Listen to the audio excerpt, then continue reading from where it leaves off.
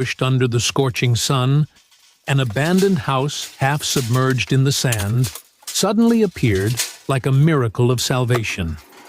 Inside, it was covered in dust, covered with cobwebs, traces of time and loneliness silently imprinted on every corner of the wall.